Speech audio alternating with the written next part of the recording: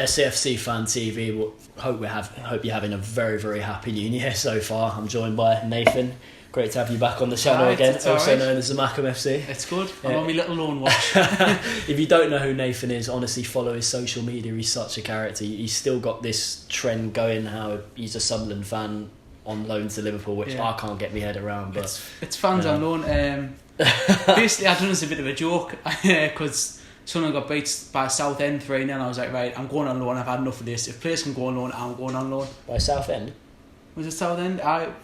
Southend, no. Scunthorpe. That was it. It was one of the S's. I knew it was one of the shit S clubs. But yeah, they were getting beat by Scunthorpe 3-0 in the whatever the trophy's called now. But they were getting beat off them and I just thought, right, I'm going on loan. I've had enough. It's a bit of a joke. So I put it on, done a little cut out of that and put it on Instagram. Deleted it straight after, and then it got round on Twitter, football Twitter, and had them on streams. Weirdly enough, though, that I did decide to, take the fan on loan bit a bit more serious, a bit more of a joke serious on with it.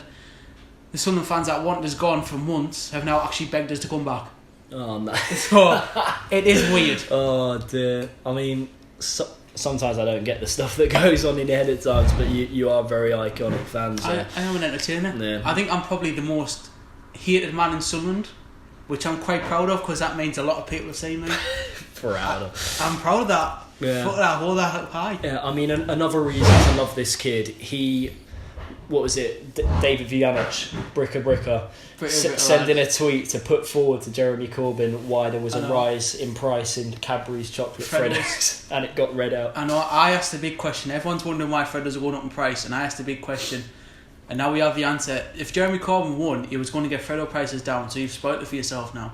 I've got no sympathy for you if you didn't vote Corbyn. Oh dear.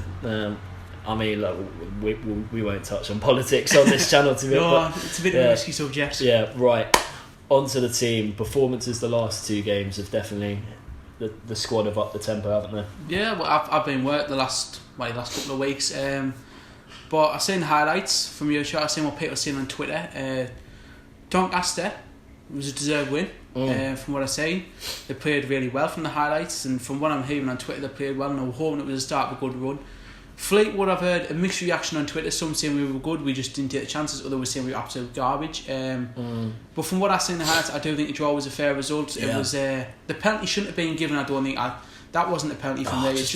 It's just a clash of heads, you can't give it. Yeah, which happens all the time in League One. I can see sort of why he has, because it's sort of that thing that you just give the benefit of the tatter, don't you? I can see why he's gone down that route, but again, it's not really a penalty for me.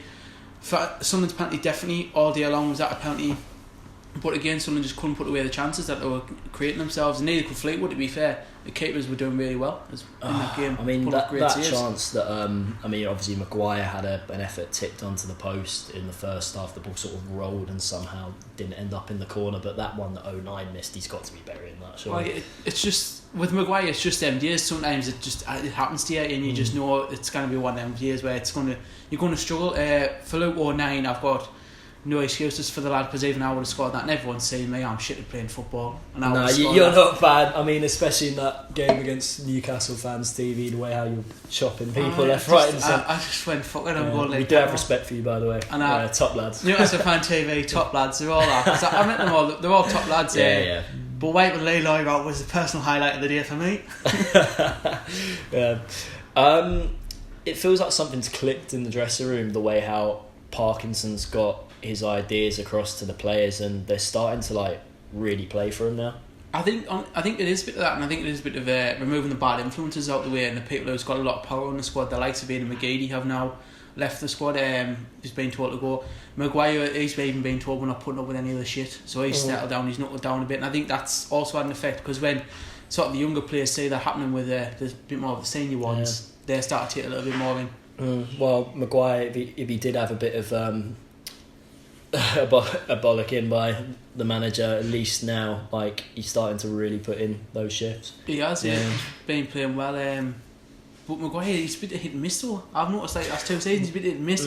But when you do, the team feels more motivated when he's playing. It does. When he's playing well, you can tell us because the team's playing well. But when he's not, you can definitely see it. I still think he should have really had the captain's armband at the start of the season, Maguire. Possibly, I think he should have. But again, it's I don't know what all that was about. The captain thing. It's you stick with your captain. It was who was at one point? It was John McLaughlin, then it was Aidan McGeady. It's a bit like Arsenal, really. I think McLaughlin might have been vice captain. I can't remember. But now it's Ledbetter, isn't he? So, yeah. But even then, he doesn't play. So it's like someone else gets the captain. It's a bit like Arsenal. That's the way I can describe it. Yeah, with the captaincy situation. Yeah, it's a bit like this. Yeah. That's what we've got at the moment. You know what I think's clicked, right? Because people are having this debate whether we're really starting games with 5 at the back when they look at the team sheet. But I think what he's asked to do, he's asked Denver Hume and Luke O'Nien to get further up the pitch, sort of like in wing-back roles, and that's clicked. I think that's what it is. And we're getting more balls into the box. I think he is playing wing-backs, and Luke O'Nien, I think he's more suited to a wing-back position, because the full-back he was... I think I want to see him a bit pushed a bit more further afield, but in midfield, I felt he was a bit too weak to play in midfield. So maybe the fullback's probably his best position. Yeah, not fullback, sorry, wing back. You just want, like, if it fell to someone else in the box with that chance he had yesterday, it would have been buried. I feel like him purely just on the wings is like his best role in the team. Yeah, he's energetic. He causes a few problems, but he's not in midfield. He's not going to go in there and run after everything. He's just going to cause you problems. He's a bit energetic to bring on. Yeah, and I feel like the way how George Dobson and Max Power knocked the ball about yesterday as well was like really effective. And I think people have their debates on like Dobson and like at times he can be a bit overrated, which I think at times like it is a bit harsh because he is still a young lad. Like he is. We coming into the that. Yeah. It's because I think he's Captain Walsall so young. People expect him to be the sort of experienced player that knows everything, but at the end of the day he's quite a young player. He's still learning quite a lot, and he's been at Arsenal Academy. They don't have anybody who's like... I think it was West Ham as well, wasn't it? Yeah, he was at Arsenal Academy, then he went to West Ham after that, and really them two academies don't have anybody that shit, looking at their track record of who they bring out. So he's going to come good, but it's going to take time, and I still believe he will come good. Yeah.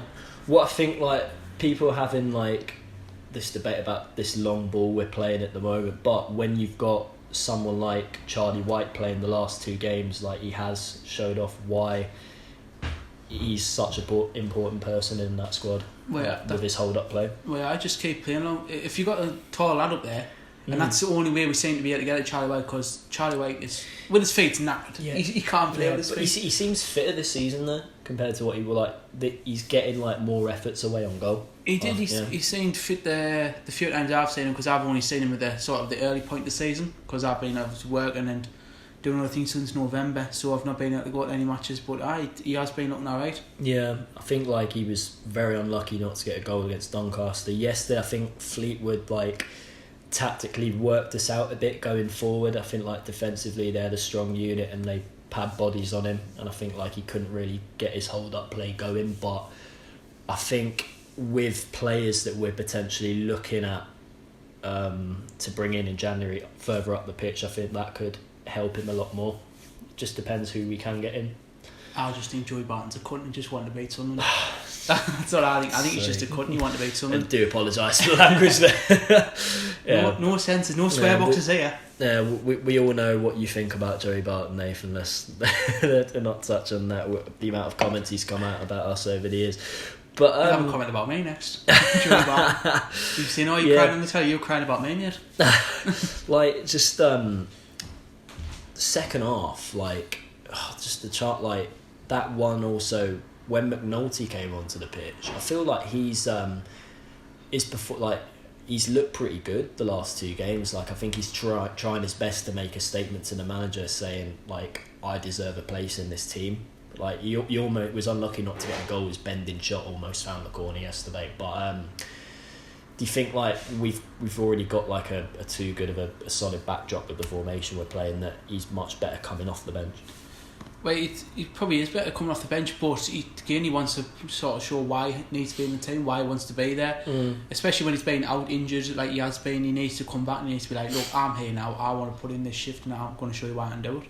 Yeah, I mean, I think him up there with Charlie will be more better than, because there was a period where didn't we try and play Wyke and Grigg together?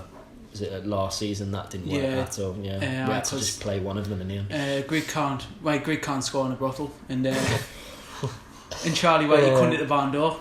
It's just Will Grigg. Like we've seen over the years, just like strikers with price hefty. Well, I mean, it has a hefty price tag for this league when we got him. Just the situation reminded me of, remember when Torres went from Liverpool to Chelsea for 50 million. He flopped massively at Chelsea. Yeah. But then again, he did come up with a few important goals. Yeah. But it's just like, I feel like with Grigg, like the people at the top will be too worried to offload him because they're not making a profit on him at all. Yeah, well, they're not going to make a profit on him either way. But then again, the people at the top are also going to be worried about spending that sort of money again on any sort of player. I mean, it's like questionable times at the moment with like the ownership and like what funds we actually do have available, like to bring in players this month. Yeah, there's a question of the sale. A lot of fans have begged on Sunderland the owner to sell the club. He has said he's selling it, but at the end of the day, a lot of fans have also said, why is it just a little trick to sort of say why we're not going to be spending January. You hope it's not that, but again, I can't see him spending much in January with the club being up for sale. Yeah, I think a player I heard we've been linked to, I think it's Gary Medine. He's a good striker, player. yeah. I think Parkinson's worked with him before. I think all the players we have been linked with, Parkinson's had some sort of connection with in his managerial career, which I think is what you need, but are they do they tick all the boxes to get us into a promotion place? Yeah, that's what you've got to ask yourself. I mean, it might be right in the way that he's getting players that he knows and he knows he can trust, but again, like you say, are they going to tick the box? Are they going to get you promotion? Are they going to maybe score you? Well, let's say at the back end of the season, score you 10 goals. Yeah. Are they going to be able to do that? Are they going to be able to keep you clean sheets? Yeah, I mean, this league's just like it's so frustrating because even like some of the teams at the top at the moment, like Ipswich and Wickham, are like bang out of form at the moment, and somehow Wickham are still sitting top of the table. I had looked at their tail for quite a while, and I was surprised to see Ipswich have slipped away. Wickham's, I think they're still top, aren't they, or second? Yeah. All it takes is one good run in League One, then all of a sudden, like you're the top dog in terms of promotion. That's what it is in football. It's like Charlton last season. Charlton again, a good team spirit as well. That's what you need, and just like you say, like a good run of form, I'll get you far. It doesn't matter what league you're in. Even in the Premier League, we've got Liverpool something like 13 points ahead. At the moment, haven't they? I think it's 10 now. 13 and is it 13? I think it's 10. If they win, I think they've got a game. They've got 2 games in hand because obviously we're filming this before they've played. But something like Man City could go on a massive win and run, and Liverpool could have a drop in form, and that's it. Man City's back in there. Yeah, I mean, forgetting also like this is a huge opportunity on Saturday against Lincoln because we're the only League One game that's taking place, and like if we can get, I think it takes us 1 point outside of the playoffs if we win that game. But also we've got, I think it's 2 games in hand as well, which one of them is Fleetwood at home and Bristol Rovers away, who are both above us at the moment. It's kind of a tough period because every game's a must win for Sunderland now. It doesn't matter who they're playing, they've got to win the games. You look at your top 6 and you still think how can they get points off, because even then when they've played sort of the mid-table sides, they haven't looked really convincing. So you look at the top 6 and you think, why don't they get any points off them? I feel like every team in this league is sort of like similar level. You've always got a chance. You've just got to take them.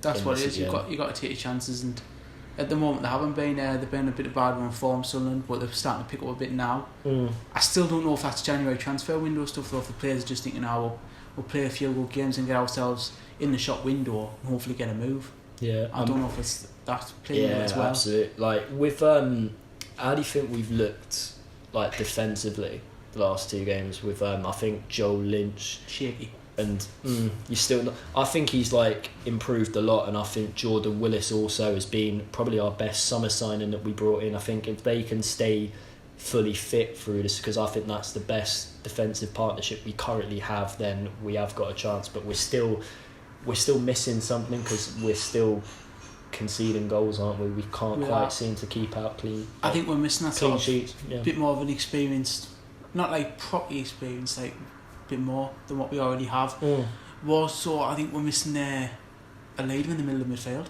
I think without Cattermole there, that we've seen, we've massively flopped. I mean, do you reckon we miss Honeyman?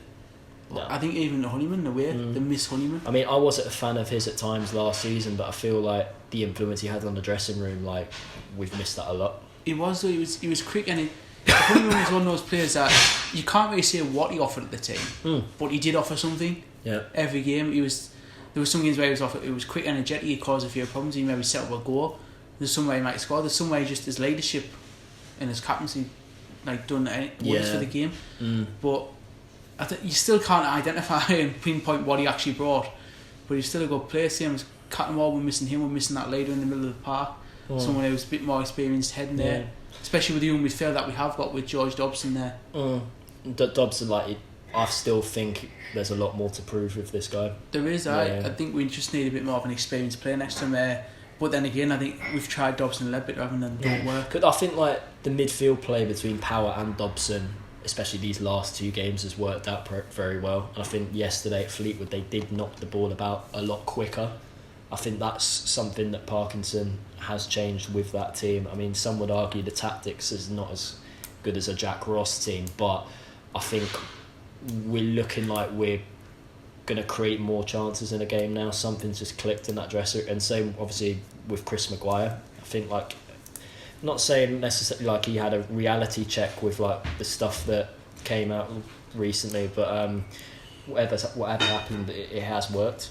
Yeah, I mean, he's been better for sure since the whole McGeady stuff was going on. He's been better. Yeah, like do you reckon if we gave the captaincy to the right player at the start of the season, it would potentially got us more points on the, because I still like Grant Leadbitter, let's be honest, he's more of a squad player now. I know he's had it's sort of when you get that age, isn't it? Yeah, but like, I know like he loves the club to death, but when you starting on the bench most games now compared to not being in the starting 11, it does have an effect. What you should actually be is a player coach.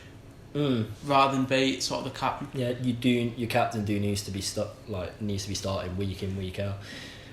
I just going into like this month, I think we've got Lincoln coming up, Wickham who are top of the table as well.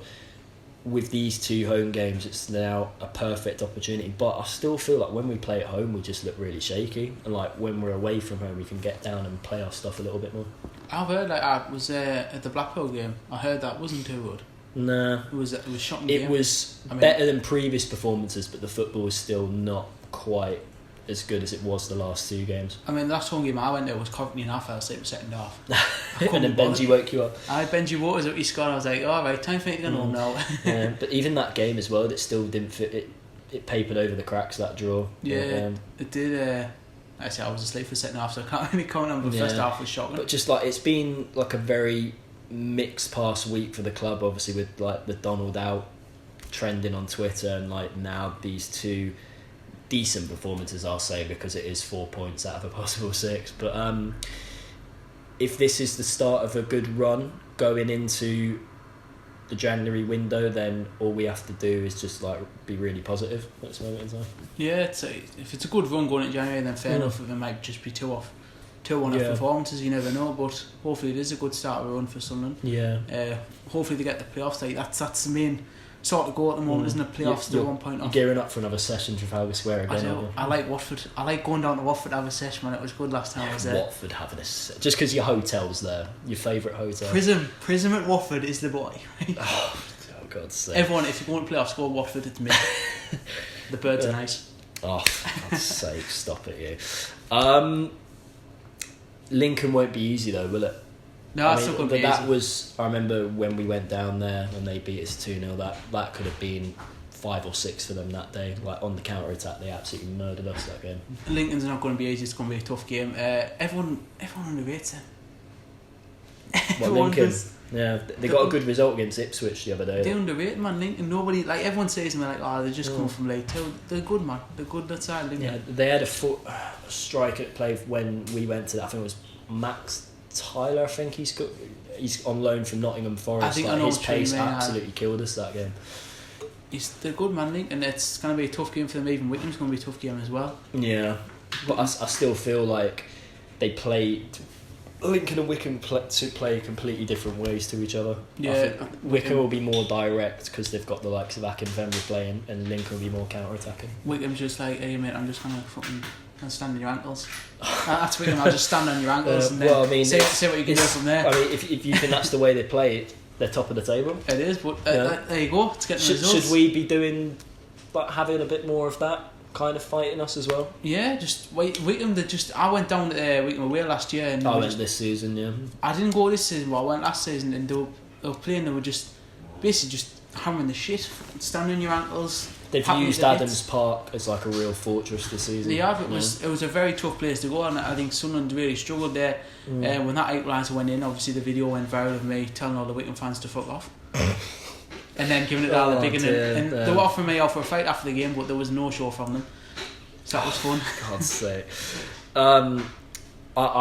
Their supporters were very friendly. Like when I went down this season, they were like very, very kind people, and like they're great. It feels like it's in the middle of the countryside. Their ground, is it, Wickham? It's weird because you go on the ground and you're seeing like forest around you. Yeah. It's like, what's going on? They've got like two big stands though. The away end's like quite behind that goal.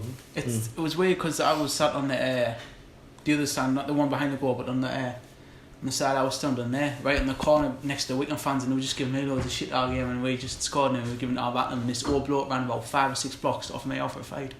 Must have been about 60-year-old, and I felt quite proud that I rattled him from 6 blocks away in his stand.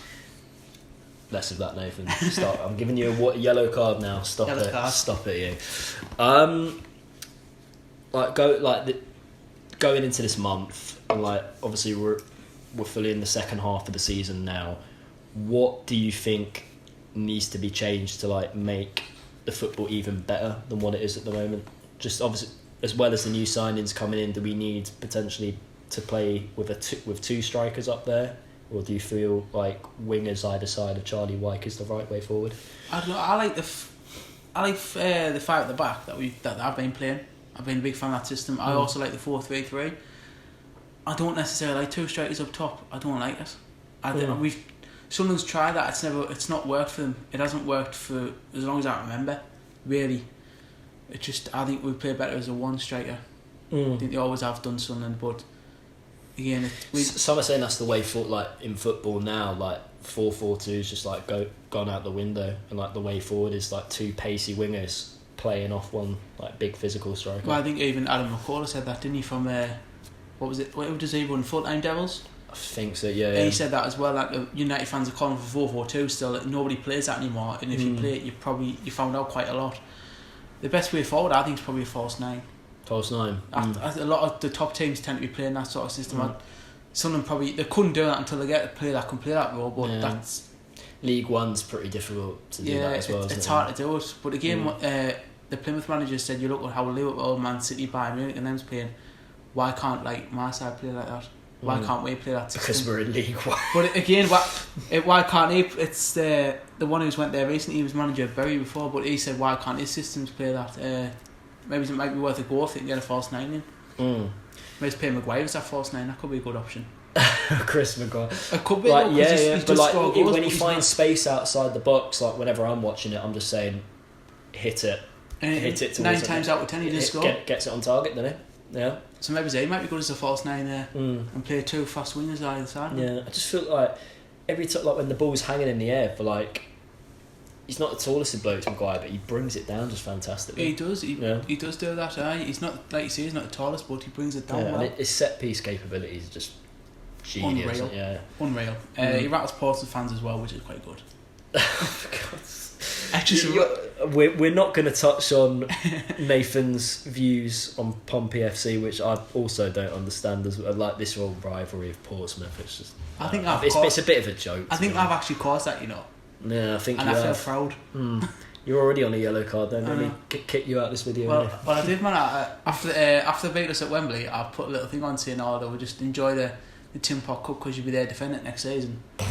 And it just went viral all over Pompey, and they just started a little rivalry with us after that. So I don't know if I started or what, but I was quite proud of it. And we went to Fratton Park and put in an absolute fortress of a defensive performance just to get us over the line. I didn't. I was winding them up.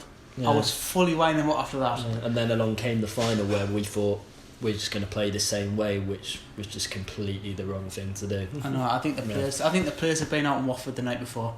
To be quite honest. Oh dear. But at this moment, playoffs, it is looking unlikely at this moment in time. But something could change, something could click, and we could just sneak in there. And then It is. It's the most out of form, unpredicted team gets in, ends up winning promotion. I've seen it over the years in League One.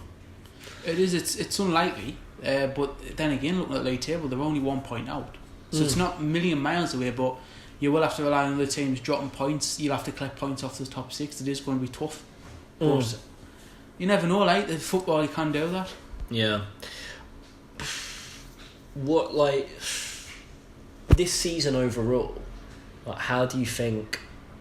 What do you think? Like, in terms of the football overall, and obviously with Ross departing, and like, why do you think we're just looking so? We've gone backwards as a team defensively compared to last season.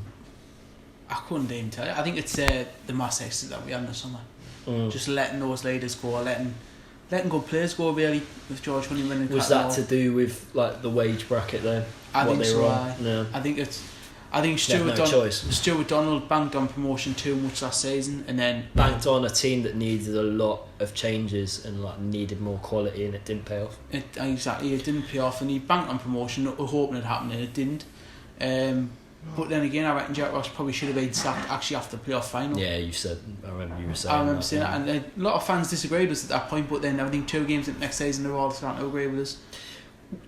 Do you think like if we'd had a different manager at the start of the season, how would things look now? Depending on, I mean, my first choice when Ross left was Nigel Pearson, and Phillips was number 2. But realistically, you think about it, we were never going to get that. No, not now. He's at Watford. No, and he's doing wonders for them at the moment. I know. I've watched the last 2 games from Watford. And Craig Shakespeare. Well. Yeah. They're doing well. I think Watford's going to stay up this season. But I think my first choice really, obviously, it would have been if we sat him in the summer, would have been Lee Boyer from Charlton, because he had that contract dispute. Really?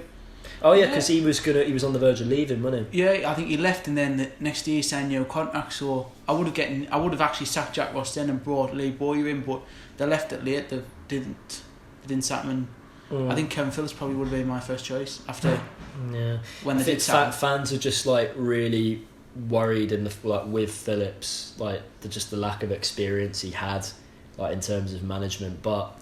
I think there's more of a trend in football now where a lot of assistant managers are becoming permanent bosses. That's what it is. I mean, Mikel Arteta, Pep's work experience, he's doing well. Yeah, he's got Arsenal playing actually really well. I watched them against Man United. That was a really good performance. That Ollie lost the work experience. Yeah, Ollie's at the wheel, man. Yeah, what a fight! Like with a lot of those managers, like they've looked at like the most out of form players in the dressing room and like have started to get them performing again.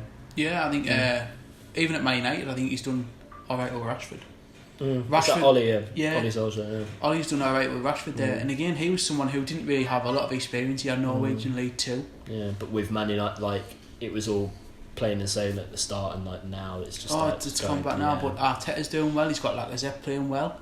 Black wasn't starting under Emery, was he? No, he wasn't. Even Xhaka looks a different player. David Luiz actually looked really well last night, and he's probably a player that doesn't look well most weeks. He looks shot on. Who would you say has been our most improved player under Parkinson? I don't know. Go for White, I'd say Charlie White. White's been alright, but he was alright at the start of the season as well when I was watching. Yeah. And he had that injury, didn't he? And he's come back and looked an even better player. Yeah. Gooch, since he's come back, being a completely different player. John McLaughlin's actually been alright as well. He needed that spell out of the team to like really. He did. To show, look, we've got someone else here who can do your job. Yeah. You've got to show us what you can do now to get back in the team. We dropped him and put Lee. I didn't mind Lee Burge when he was playing, but I think it was Burton at home. He made He may have had a save and it like fell to one of the which he should have like tipped round for a corner. But yeah, I think McLaughlin he's still got like good experience, hasn't he? McLaughlin is good. But is his contract renewed? So 6 months left on that. There's a lot of like contract situations we need to sort out at the moment. Luke O'Nine's another one who's leaving in the summer, isn't he? If they don't get the contract sorted out, so sorting all them out, get players in. It's a bit like how we've still managed to keep players like O'Nien and Maguire, to be honest. I mean, I think they'll make solid championship players. They could easily leave. I've said this. They could easily leave for championship clubs, but Luke O'Nien in interviews is still fully dedicated to us. I absolutely love that lad. Well, he is. He's a player that you want in the squad. Someone who just wants to play football, and he just trains quite a lot as well. It's a shame how like obviously if the rumours are true, like we reward McGeady with this new contract and he repays the club by like acting in this way. Well, I said he would do that. It's just an arsehole player, to be honest. I said I don't think he's even been like that good this season. He hasn't. He down tools this season a bit, and I said as soon as Jack Rosser was sacked, he'll completely down tools after that. Then you'll see the true McGeady. Yeah, and we have done. And you know what? Maybe looking back at it now, you look back at the Chris Coleman era. Maybe it wasn't Chris Coleman that was the problem with something. Maybe it was Ian McGeady and his influence on the squad. Yeah. Obviously, he wasn't a fan of Coleman in the Netflix documentary. He wasn't, but that's probably because Coleman done exactly the same thing Patterson's done. It's just needed a bit of like. It seems to have worked on Maguire, but not McGeady. Going into Saturday, prediction? What do you think will be? Like we know like from when we just start to pick up form, it all goes completely down the drain. And like a lot of people, my heart's saying a 2-1 win, but my head's thinking like 1-1. Well, it's at home, so it's gonna be shitty at home for Sunderland. I'll be at work. Luckily, I'll be at work. Safe. All I want is just I'd take like a scrappy 1-0 win now. Man. I think it'll be a 1-1 draw. 1-1 draw. Maybe I think it might be a loss as well. It might be a loss. Goal scorer. I'll go 1-1 draw because it's easier. Then I'll go brave. I'll see Charlie White to score for something. I'm going to say 2-1 Chris Maguire brace. Anyway, Nathan, nice to have you nice. Back on the channel again. It's nice to be back on after I'm giving you a warning about less of those comments next time, please. Otherwise, you won't be back on again. It's been alright on loan watch. That's a little bit. Anyway, guys, have a happy new year. Have a happy new year. Keep the faith.